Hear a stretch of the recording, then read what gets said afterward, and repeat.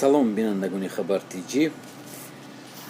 имрӯз президенти русия Владимир Путин аз мусулмонон кишвар хоҳиш намудааст, ки ба даъвати муфтиҳо гӯш дода дар иди рамазон дар хонаҳояшон монанд.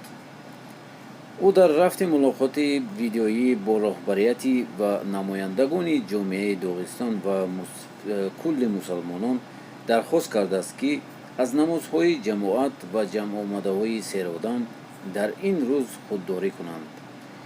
хело хуб медонам, ки ин чанд дар ҷумҳурӣ чӣ арзиш дорад, чӣ гуна анъанаҳо ҳифз мешаванд. ҳамчунин медонам, ки ходимони дин аз мусулмонон даъват мекунанд дар намози ид ва барои таҷлили он дар як ҷо ҷамъ нашаванд, гуфтааст вай. ӯ изҳори умедворӣ кардааст, ки ба ин хоҳиши вай гӯш мекунанд. пештар раиси мусулмонони Русия изҳор дошта буд, ки имсол дар бастагӣ бо пандемия дар Москав намози ид баргузор намешавад. расоят пешниҳод кардааст, ки намози ид бо иштироки рӯҳониёни каме баргузор гардида мустақиман пахш шавад.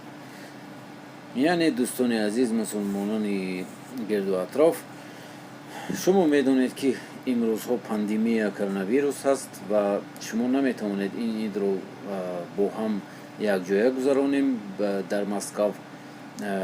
чӣ хеле шумо медонед, ки ин идро мо баргузор нахоҳем кард.